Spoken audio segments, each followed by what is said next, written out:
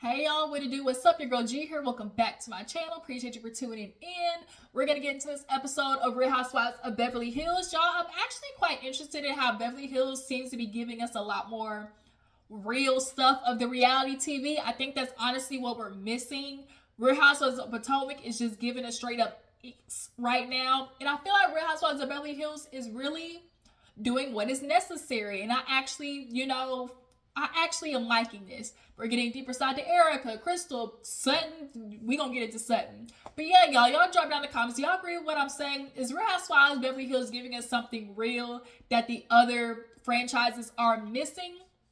But nonetheless, if you're new to your girl's channel, I appreciate you for tuning in. Go ahead and hit that subscribe button because you know what? It's free. It's free 99. It ain't gonna touch your bank account. It ain't gonna be like Cashapp or Apple where it hit you with that $9.99 out of nowhere. Okay, it's free. So go ahead and join the Juice Box crew. All right, and everybody else who's already part of the family, y'all know what's up. Hit that thumbs up button. Y'all make sure to get this video to at least 10 likes. Okay, and make sure you drop down in the comments and let me know that your girl, you stopped by. Okay. So we open up the episode with Kyle and Dorit basically being on opposite ends of the phone with their husbands. Dorit is talking to PK, old snail looking ass, and then Kyle is talking to her fine husband Mauricio.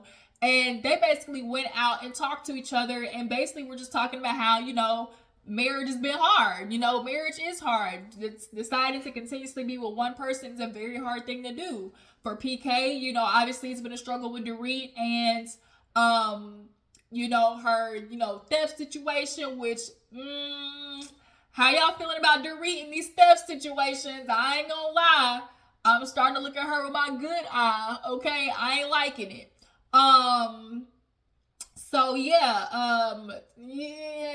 getting real sketch, okay? But nonetheless, Mauricio's talking about, Kyle and dealing with that, and sometimes he not even in the mood to fight. So as they say, what, happy wife, happy life. He's just, you know what, you win. And PK is like, well, she can't always be right. He was like, well, if you don't feel like fighting you, she can.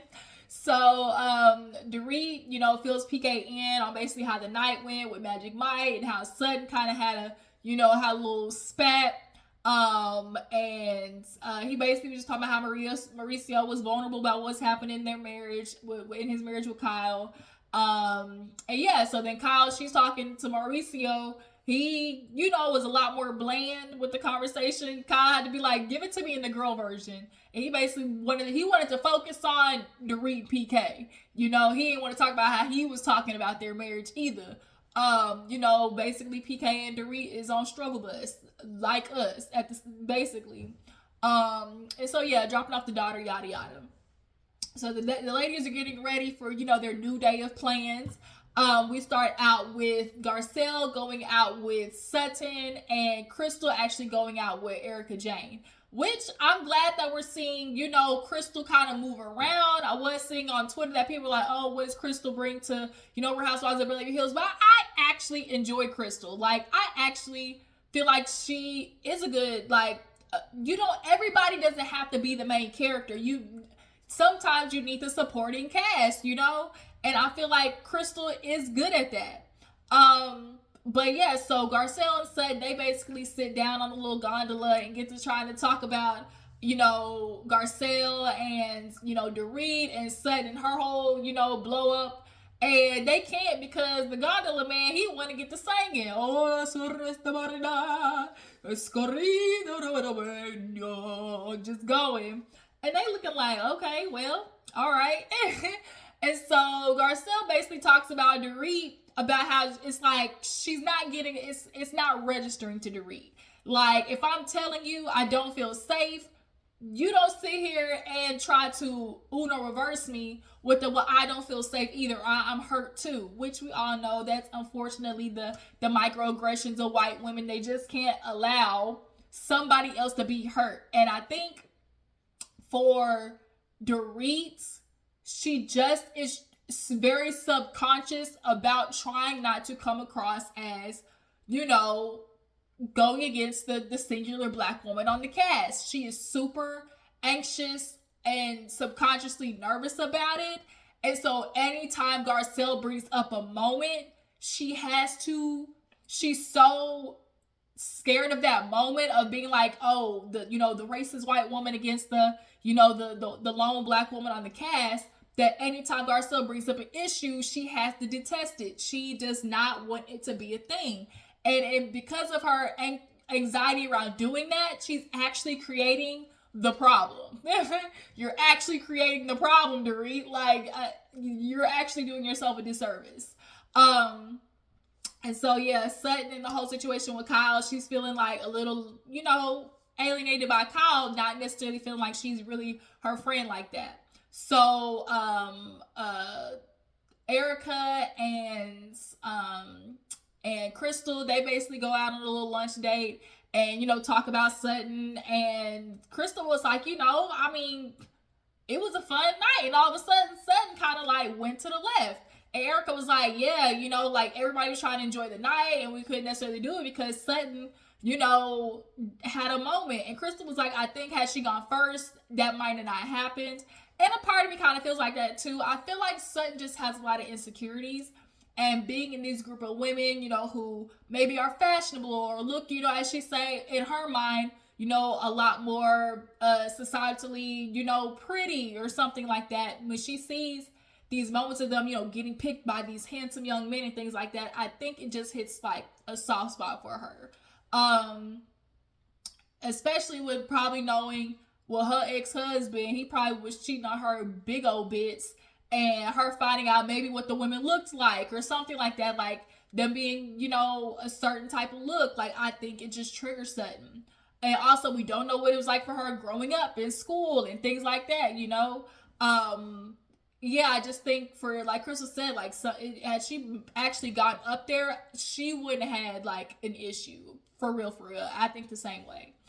So Crystal asked Erika about, her life, now and what it is in comparison to what it used to be. And she's like, do you miss it? And Erika's like, sometimes, during the holidays, decorating the house and, having people over and, those are the things that she missed. But what she don't miss is Tom Girardi's old rude ass, basically they did a playback when he was like, oh, they were like, oh, what do you love about Erika? He's like, oh, her youth and her looks. And Erika was like, my intelligence. And he was like, excuse me, wasn't nobody talking to you? Like, they asked me the question, not you. And it was kind of like, well, damn, I think like, what? So, yeah, she's like, during the end of me and Tom's relationship, we were fighting about everything all the time. And a man like that who already is scamming folks, he's an old white guy, got money, you can imagine probably what he's like. You're going to accept what I treat you like. That's the end of story.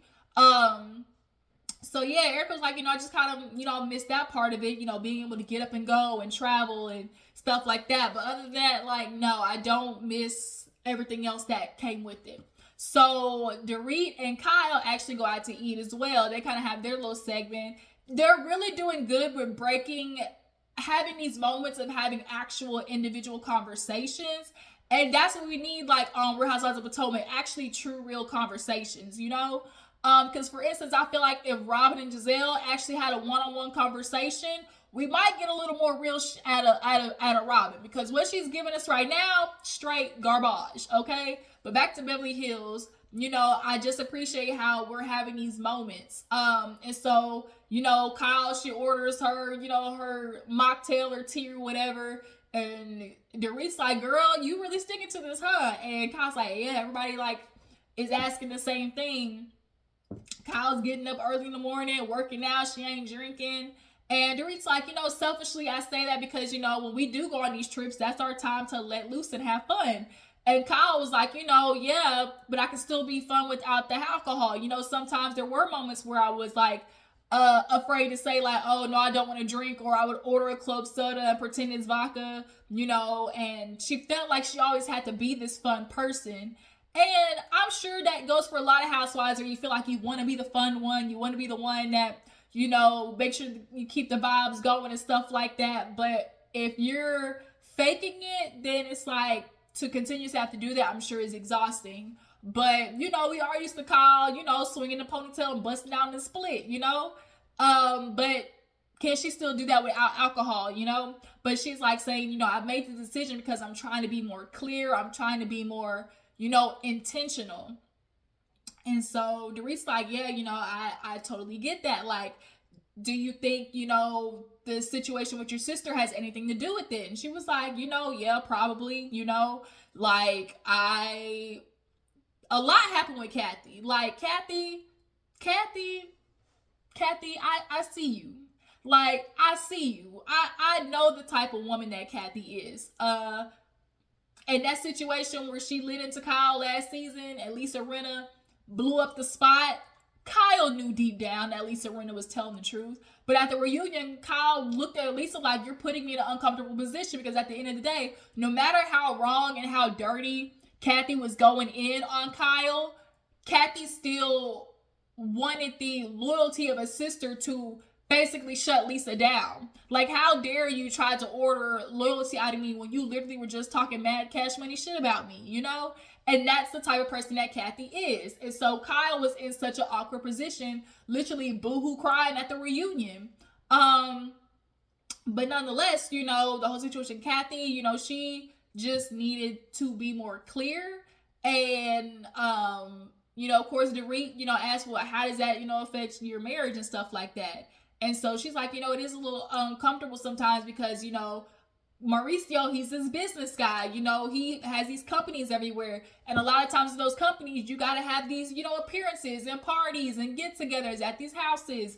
And so, as most good wives do, you show up and you support your husband and, and you put on the face, And Kyle's like, I want to do that all the time. Like, I don't have to be at the parties all the time, fake drinking and whatnot and talking to people I really don't give a damn about. I want to be at the home, kicking back and watching Netflix or reading a good book.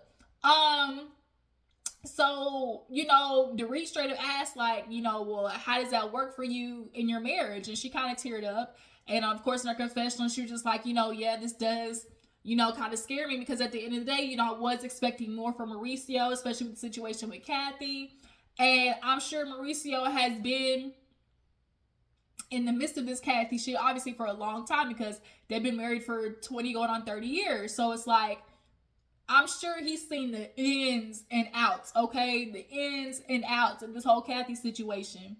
So her looking at him for the support, maybe Mauricio at this point just kind of like, damn, not this shit again. But also at the end of the day, it's like, yeah, that's your wife. But I get both sides of it, okay? But yeah, so of course, Kyle just talked about, we had a hard year, and just like you, how you were expecting more out of PK, I was expecting more out of Mauricio. I think Mauricio does not know how to be there emotionally for Kyle, especially as men, because like, he's a business guy. He don't want to deal with none of that shit. Like, the lifestyle I'm providing you is supposed to absolve all of that shit you're feeling, and that's just not how life works.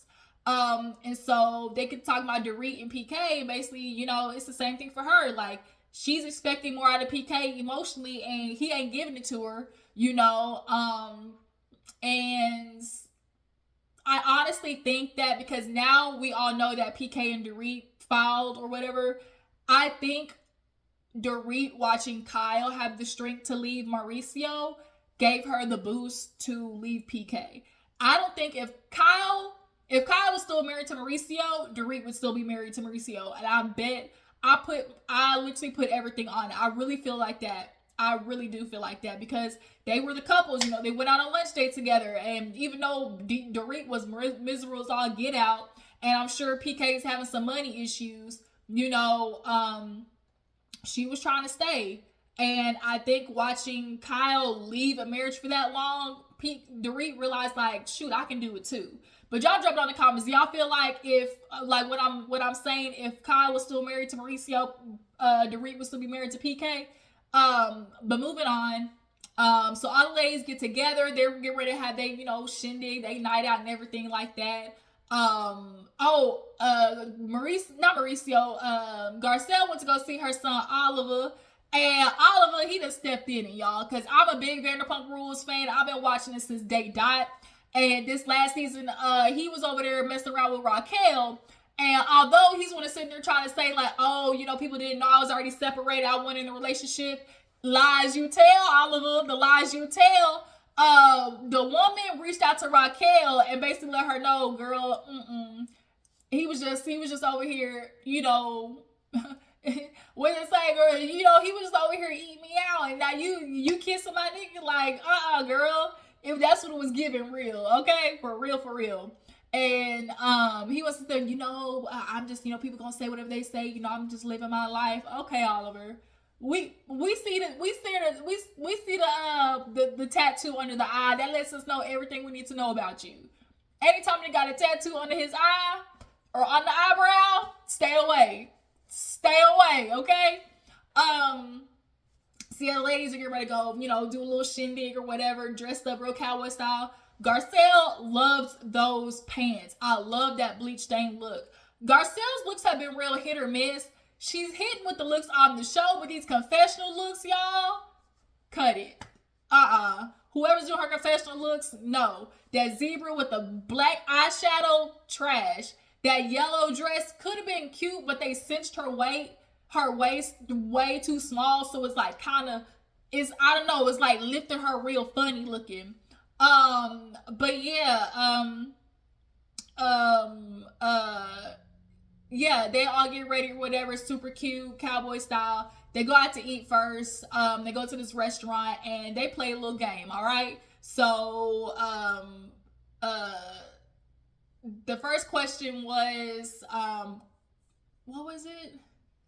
The first question was about monogamy. Is monogamy natural? Of course, Erika was like, hell no, nah, because look, in the wild, you know, we go around, okay? We go around mating with the best and the strongest and the brightest and the fastest, okay? Not now. And Dorit was like, girl, but that's not what you did, though. You with the old one, so it's not making no sense. But, you know, she might have been with the old one, but right now, Erika right now, okay, she dipping in and doing it with these little young tenderonis, okay? Should have got her a little young tenderoni. All right, she said she gonna lay her back. All right, so all right, pieces of hair, cooperate. So of course Kyle answered basically like, oh, you know, maybe not, but it also just depends on who the person you're with, because they could be suppressing, you know, whatever. And then the next question was like, what was the next question? They had a question about money making you happy, monogamy, and there was one more. Oh, that's gonna bother me. What was it? Monogamy, the money, and cheating. That's what it was. I'm like, it's one more. So of course the cheating, and the Garcelle of course asked like, oh, would you, you know, do cheating or something like that, and or if your partner cheated once, would you take them back? Kyle was like, I don't know. And of course she's like, oh, you know, we've experienced rumors all our life, you know, we've had rumors all the time. And it's like, in 20 something years, and the way Mauricio Fontel looking, I'm sorry, Kyle, but let's not play this game. We're not gonna sit and act like you haven't been worried about your man cheating on you, or he has cheated on you. I definitely believe, y'all drop it in the comments, y'all believe Mauricio done became community peen for a little bit? Because I do. I'm sorry, Kyle, I do. And Kyle was like, oh, do you think I'd be the woman to be like, oh, as long as I don't find out, or, you know, make sure you keep it a secret? And it's like, girl, okay, whatever you gotta say. I think a lot of women are scared to admit that they'd stay after cheating because of the way it makes you look and feel. You kind of like denigrate yourself, you know, when you admit to like, oh, I'm okay with him, you know, cheating. But ladies, you ain't the only one. It's literally women right now in their household watching the TV show. They nigga cheating on them right now, and they know it. When he come home and that nigga jump straight in the shower, they know.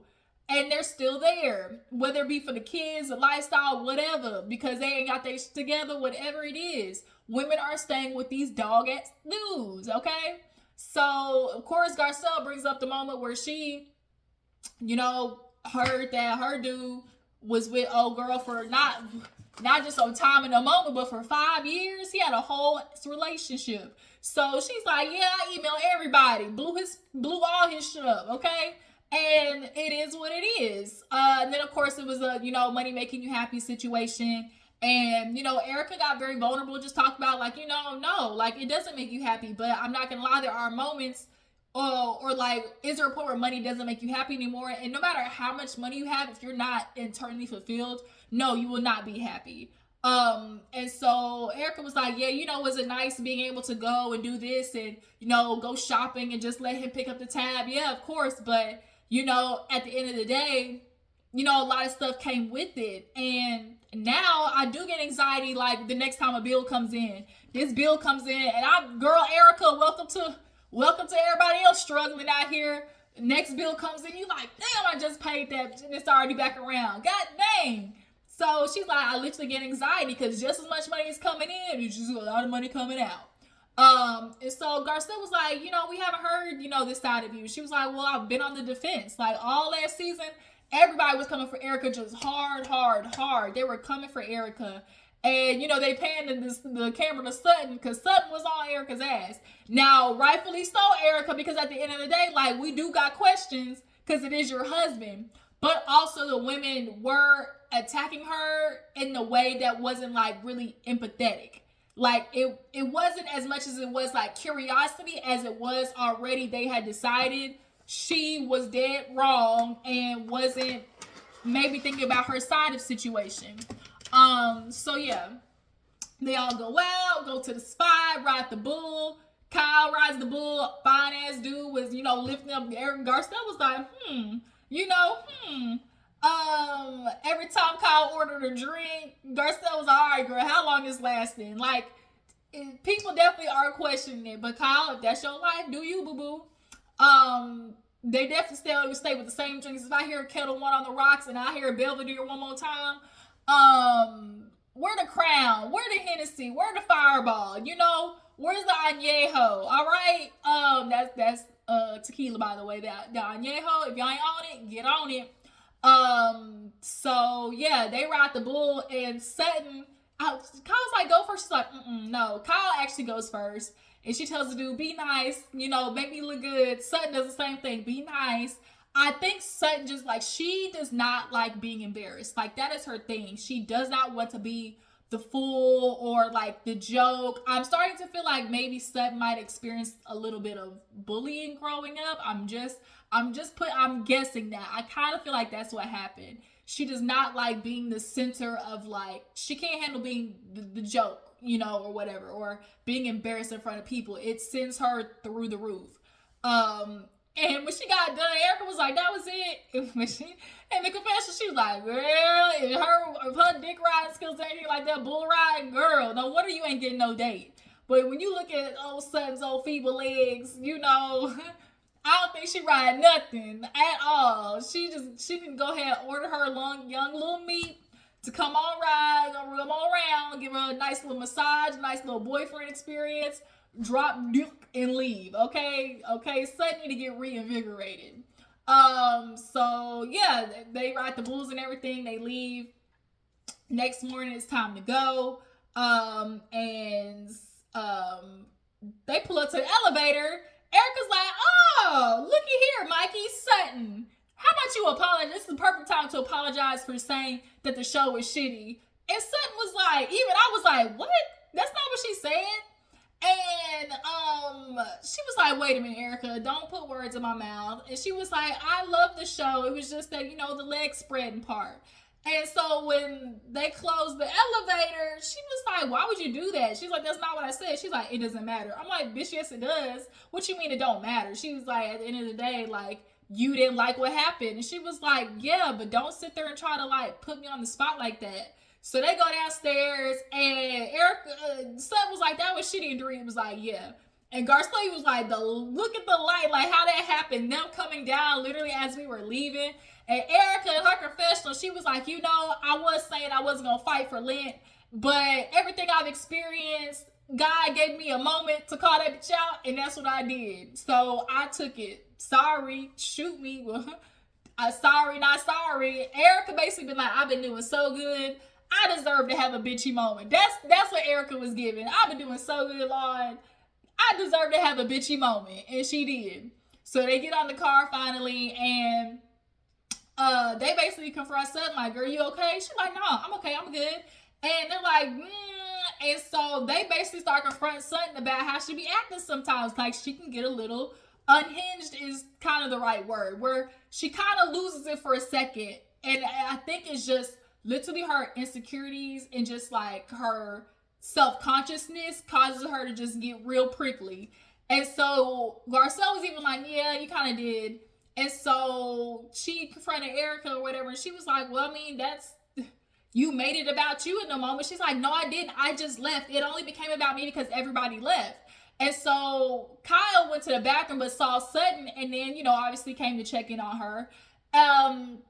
But Sutton was like, pile it on, why don't you go ahead, gang up on me. And Erika was like, oh, do you feel ganged up on?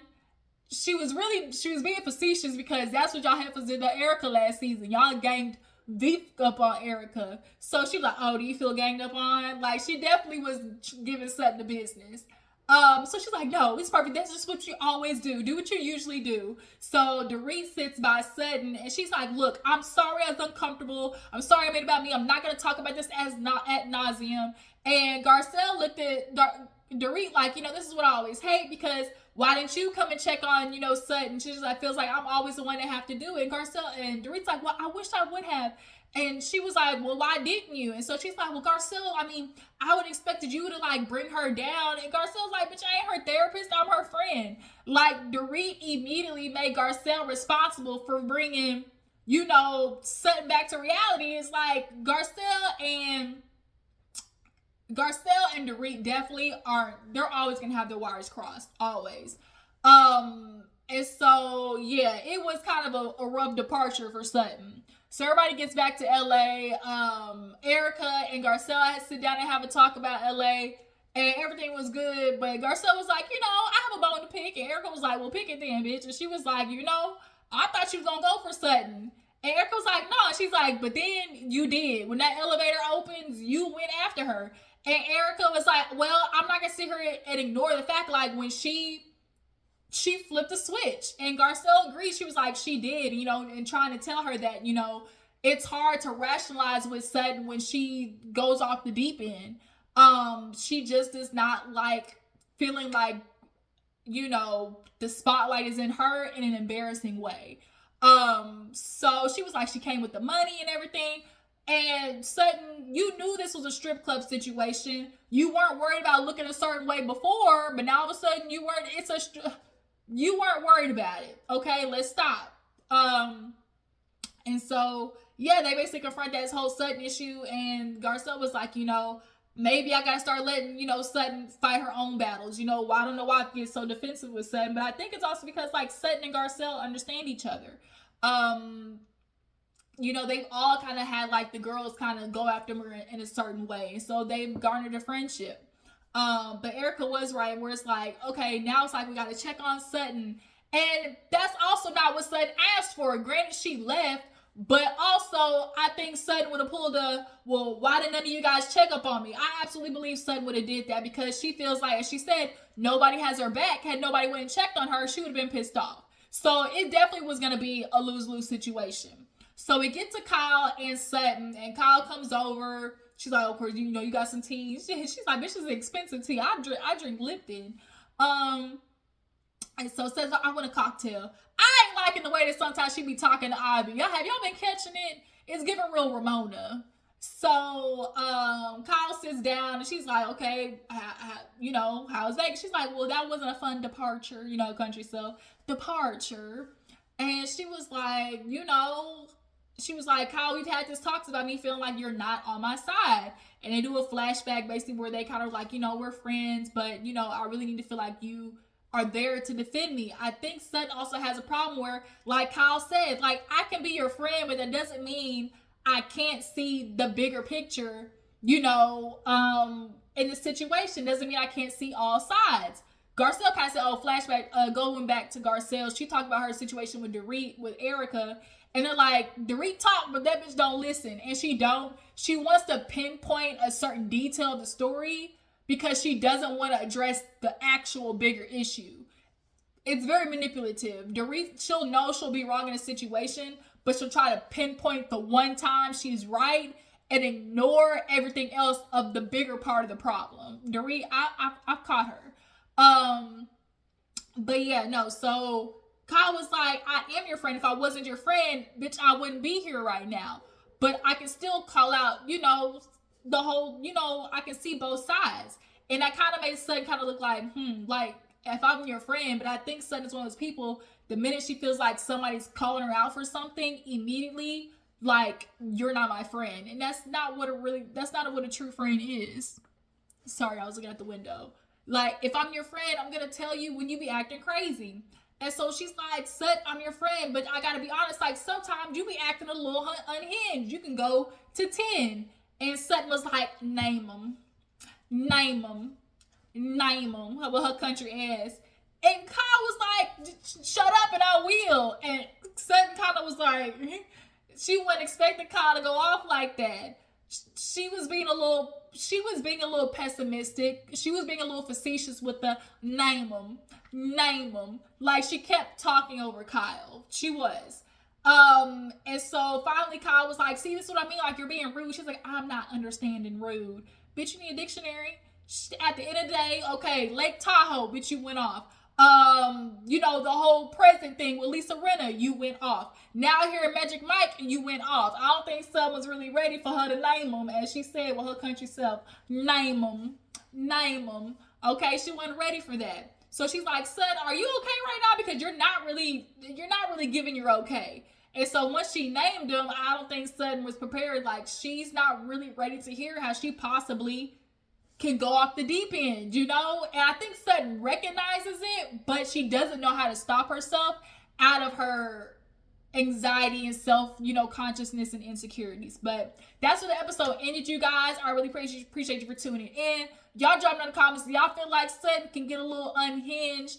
Do you believe that Kyle is really Sutton's friend? I feel like Kyle is off and on. I feel like she's Sutton's friend, but she also knows, like, bitch, you got a show to make. And also, that can make me seem a little sketchy about you really being my friend.